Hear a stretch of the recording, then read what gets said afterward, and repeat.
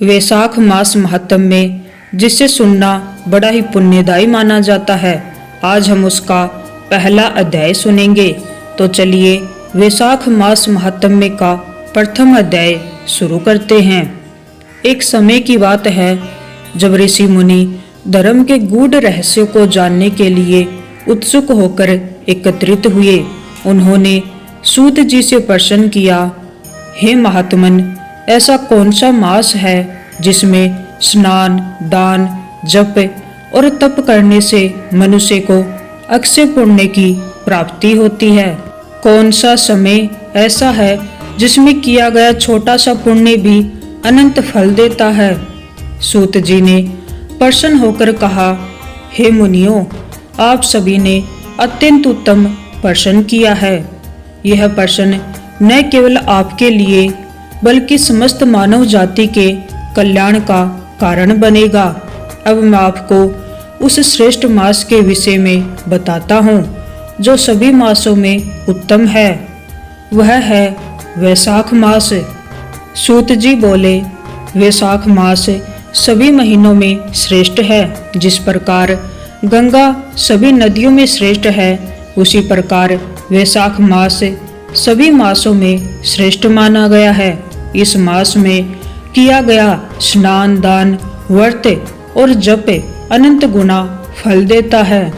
जब सूर्य मेष राशि में प्रवेश करता है तब वैशाख मास का आरंभ होता है। इस समय पृथ्वी पर विशेष ऊर्जा और पवित्रता का संचार होता है। जो व्यक्ति इस मास में प्रातः काल उठकर पवित्र नदियों में स्नान करता है वह समस्त पापों से मुक्त हो जाता है। वैशाख मास में स्नान का अत्यधिक महत्व है। ब्रह्म मुहूर्त में उठकर नदी, सरोवर या कुएं के शुद्ध जल से स्नान करना चाहिए। यदि गंगा स्नान संभव न हो तो घर में ही गंगा जल मिलाकर स्नान करने से समान फल प्राप्त होता है। सूत जी कहते हैं, जो व्यक्ति वैशाख मास में नियमित स्नान करता है वह पापों से मुक्त होकर स्वर्ग को प्राप्त करता है।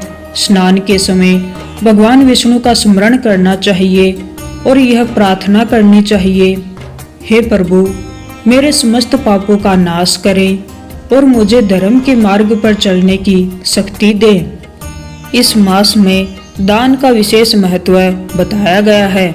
विशेष रूप से जलदान, अन्नदान, वस्त्रदान और छाया प्रदान करना अत्यंत पुण्यदायक है।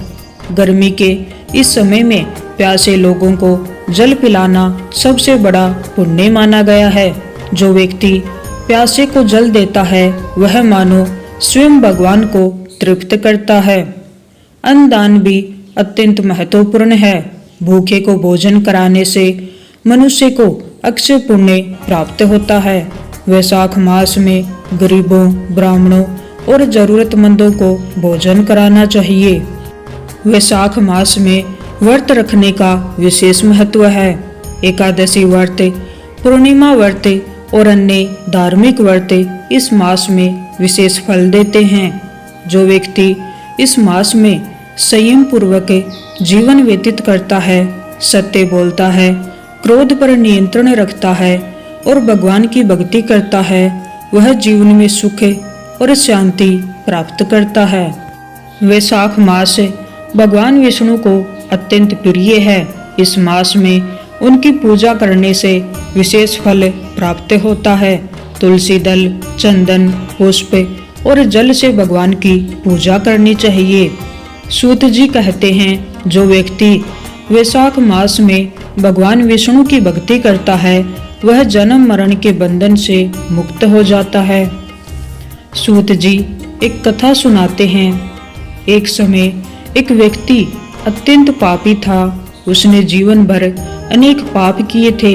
एक दिन वह वैशाख मास में नदी के किनारे गया और अनजाने में स्नान कर लिया। उस दिन उसने एक प्यासे व्यक्ति को जल भी पिला दिया। उसके जीवन का अंत होने पर यमदूत उसे लेने आए, परंतु विष्णु दूतों ने उन्हें रोक दिया।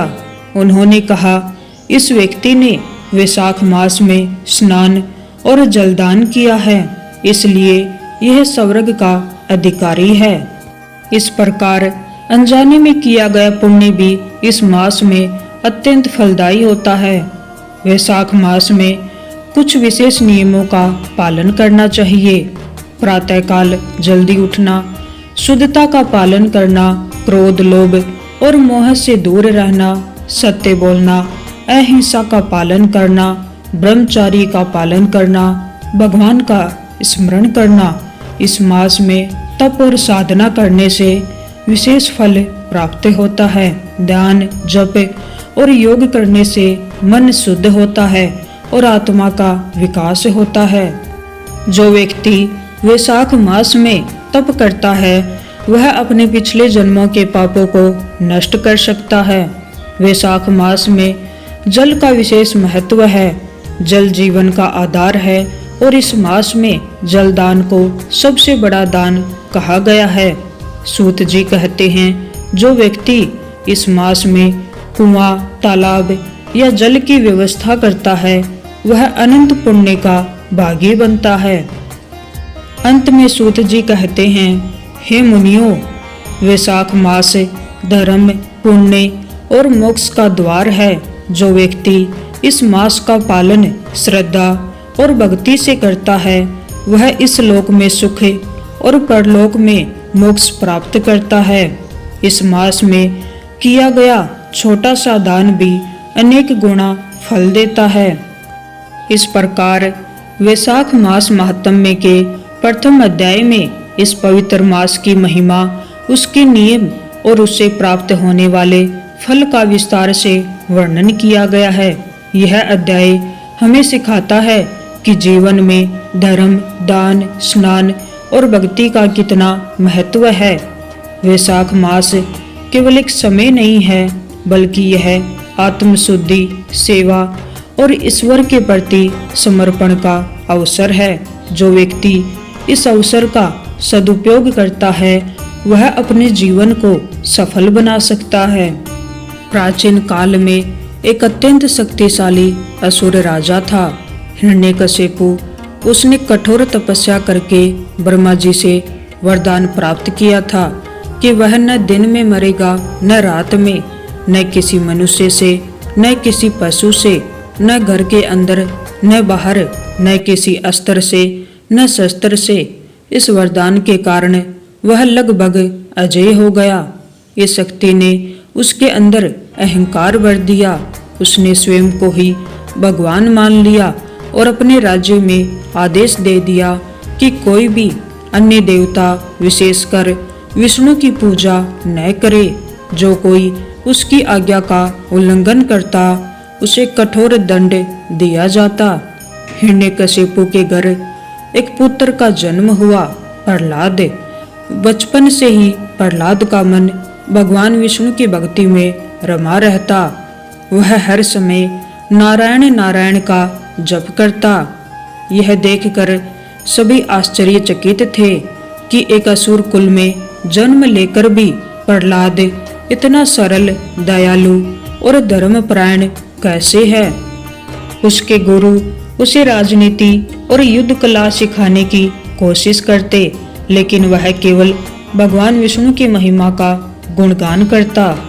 जब हिरण्यकशिपु को यह ज्ञात हुआ कि उसका अपना पुत्र ही उसके आदेश का उल्लंघन कर रहा है तो वह क्रोधित हो उठा। उसने प्रहलाद को अपने सामने बुलाया और पूछा, तुझे सबसे बड़ा कौन लगता है? प्रहलाद ने बिना डरे उत्तर दिया, सबसे बड़े तो भगवान विष्णु हैं, वही सृष्टि के पालन करता है। यह सुनते ही हिरण्यकशिपु का क्रोध भड़क उठा। उसने सोचा कि यह बालक उसके राज्य और अहंकार के लिए खतरा बन सकता है। हिरण्यकशिपु ने अपने ही पुत्र को मारने के लिए कई प्रयास किए। प्रहलाद को ऊंचे पहाड़ से नीचे फेंक दिया गया, लेकिन भगवान विष्णु की कृपा से वह सुरक्षित बच गया। उसे जहरीले सांपों के बीच डाल दिया गया, लेकिन सांपों ने उसे कोई हानि नहीं पहुंचाई। हिरण्यकशिपु की बहन होलिका को आग में न जलने का वरदान था। उसने प्रहलाद को गोद में लेकर अग्नि में बैठने का प्रयास किया, लेकिन उल्टा हुआ। होलिका जल गई और प्रहलाद सुरक्षित बच गया। इस घटना की स्मृति में आज भी होली मनाई जाती है। इतने अत्याचार सहने के बाद भी प्रहलाद का विश्वास कभी नहीं डिगा।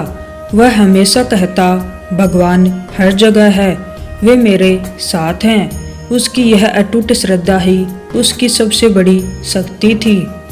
तो इस प्रकार वैशाख मास महात्म्य का प्रथम अध्याय पूर्ण हुआ।